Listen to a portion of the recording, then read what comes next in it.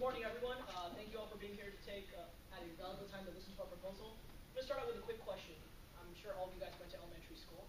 How many of you guys had some kind of like a field day or something in elementary school that you guys had super fun?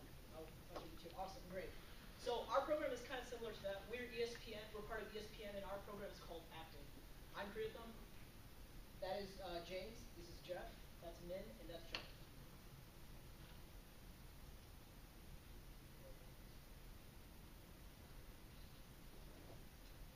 Okay, so today we're going to be talking about a lot of things. We're going to be talking about our social need, our statistics, our target market, how we're basing our money, where we're getting it from, marketing, how we're going to market it to the whole public, ESPN-wise, our staffing, who we're going to hire, our timeline, how we're going to approach this project, health and lunch, which is an important part of our project, post-seminar, and then a quick wrap-up. So our social need, when we were coming up with the social need, we wanted to see what we all have in common. And when we all thought of being active and having a fitness lifestyle is something, this is why we chose this social need, because it's something we wanted to give back to the community, because it's really important. Our social need is to promote a healthy and fitness lifestyle to kids. Because kids who are active and healthy handle emotional and physical situations better. So our target audience going forward to this is the kids from the age of 8 to 12. It's a young age, but it's really important to be nutritious and healthy at this age. And our motto for our program is to be active and be healthy. So the statistics, we did a little bit of research to kind of further our cause, and some facts that were really intriguing and brought and really show us that why we need this social need to go out is 28% of all Americans age 6 and older are physically inactive. That's about 80.2 billion people, which is a lot of people. Kids from ages 5 to 12 should get at least 60 minutes of physical activity a day. Um, how many of you guys get, I mean, you're not 5 to 12, but I'm sure we all get some kind of physical activity every day because we're walking around campus and stuff, but most kids don't get that kind of activity. And 1 in 3 kids are active every day. And if you look at this chart, if you look at one day, everyone's active for one day, but when it goes down further to go in 3 days, 5 days, 6 days, it's not happening. So that's something we want to tackle and solve this problem. I'm going to pass it on to Nick. He's going to talk. Alright, thanks for your we're going to talk about our company real quick, ESPN. It is a sports broadcasting company, and it's located in Bristol, Connecticut. That's where their headquarters is. Their title is the worldwide leader in sports. They were formed in 1979, and the reason why it's so important to us is it broadcasts over hundreds of sports in many different languages. And it's important to note that we are part of the ESPN Dallas branch, which is another branch of ESPN, and that focuses on Dallas and the Texas area.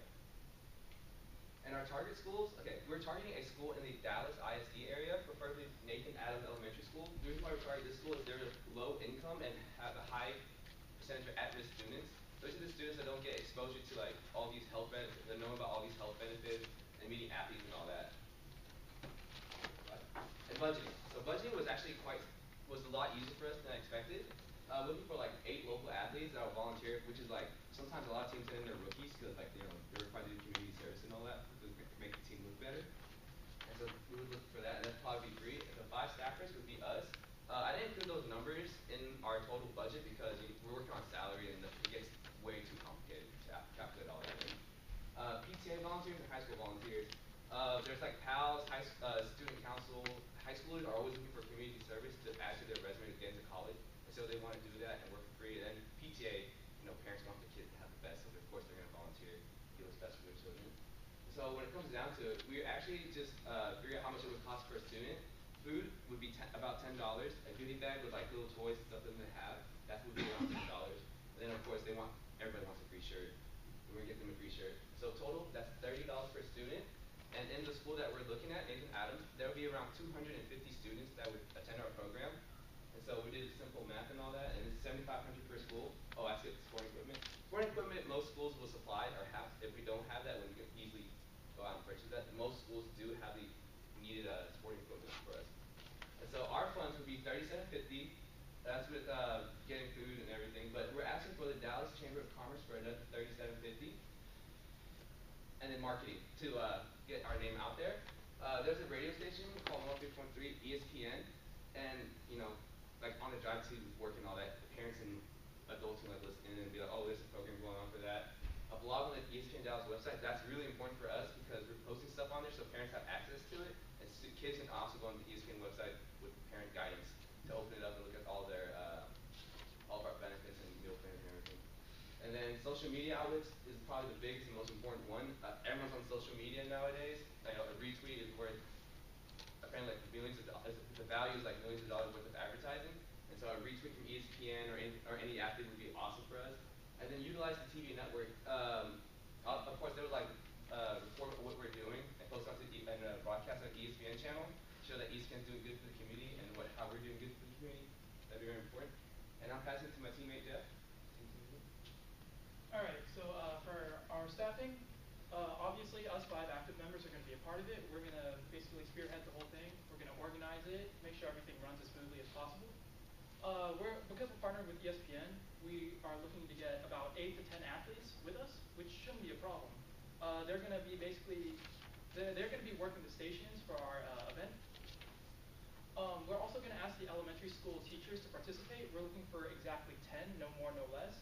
The reason why is because they're going to be the group leaders. We're going to ask the high school and college volunteers, and if they want to, if they enjoy giving back to the community or just enjoy working with kids, as well as some of the PTA parents. The PTA parents we're looking for 4, and for the college and high school students we're looking about 6 to 8. Also, for the post-seminar we're going to have for our event, we're looking for 8 ESPN, or we're going to ask or invite 4 nutritionists as well as 4 school nurses and dietitians to come and help us out with it, make sure our information is correct. So all in all, we're looking for about anywhere from 40 to 45 people for this entire event. And our schedule. So we plan on beginning at 8 o'clock in the morning. We're going to begin setting up, making sure everything is safe for the kids. That'll give us about 2 hours to get everything set up right. At about 9:45, we're going to ask the teachers to bring in the students who are participating to come into the gym. We're basically going to explain who we are, what we're doing, and why we're doing it. And at 10 o'clock, we'll start. So we've allotted 2.5 hours for the event, or for the activities. So 2.5 hours, 10 stations. That's about 15 minutes for each station. And because there are 10 stations, like I said, 10 teachers, they're going to be the group leaders. And at 12:30, we're going to provide them a lunch, which Jonathan will go into later on. And we'll give them about an hour to eat, cool down, hang out, meet the athletes. And at 1:30, we're basically going to split the group in half. So 5 groups in one area and 5 groups in the other, with half the athletes going to each group. So one group will go back outside and basically go to any activities they want to do and hang out with the athletes. The other half is going to go to the gym where we're holding our post-seminar. So in the post-seminar, we're going to have the athletes, the nutritionists, and the school nurses to basically help get our point across and explain the health benefits. The reason why the athletes are there is so that they can basically talk on a more personal level with the kids and get the point across better. At 2:30, when one group is done with the seminar, they're going to switch places and it's going to happen all over again. Then at 2:30, we're going to have our ending ceremony where, like Min said, we're going to give out goodie bags, t-shirts, and snacks and wrap the whole event up. We're going to end at about 2:45, 3 o'clock, so it's just like any other school day. And so for the activities, like Min said earlier as well, we will be providing some of the equipment as well as using some of the school equipment. So for the 10 stations, we plan on having relay races, obstacle courses, tug of war, water balloon fights, and kickball, as well as some of the other ones that I haven't put on the slide: soccer, basketball, volleyball, t-ball, and disc golf. And with that, I will pass it on to Jonathan, who will talk about health. Thank you, Jeff. So at this point, you may be asking yourself, what makes us different from any other company that tries to do something like this? Or you may even be asking yourself, what makes us different from the other presentations we've heard in class that involve field days? And it all comes down to this one word, which is health. So what our unique goal is building a healthy foundation for these young kids. So companies like NFL Play 60, they stress the 60 minutes of playing a day, but they don't really stress the healthy foundation. You can ask any dietitian, nutritionist, you can even ask personal trainers, anybody, they'll tell you that while exercising is very important, it's more important what you put in your body. And that's what we plan on doing by being healthy. And we plan on doing this using 2 things. The first thing is the lunch that we're going to provide. Now while this may seem like a small thing, it's going to show kids that eating healthy can taste very good and be very simple. So we're going to be partnering with Trader Joe's, and it benefits them because they get more exposure to the parents that come, to the volunteers, the facilities, the faculty, I'm sorry, and they can see that you can have healthy eating options for a low cost. And so they'll get more business, and it benefits us, obviously, because we get a food source. And so a theoretical plate will look like a turkey sandwich, a granola bar, apple juice, and a little bit of fruit. And secondly, we'd like to go into the post-seminar. So we first thought, let's target the parents.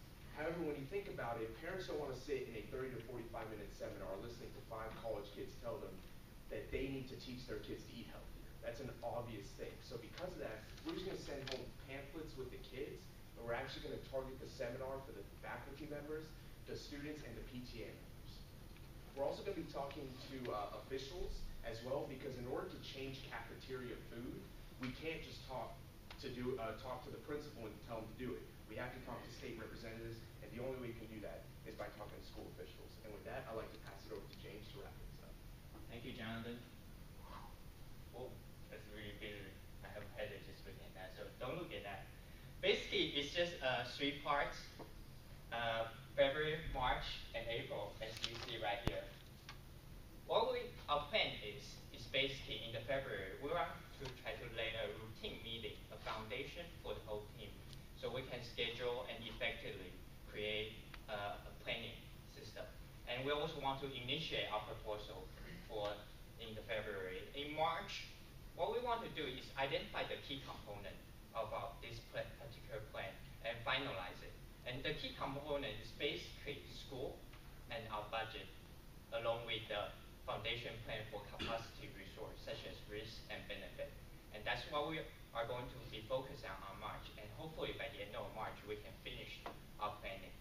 And in April, there's basically 2 parts. The first section is simply cooperation with the school, with the volunteer, start recruiting volunteer, because what we're doing is unique. We want to make sure everybody understands what we're trying to promote.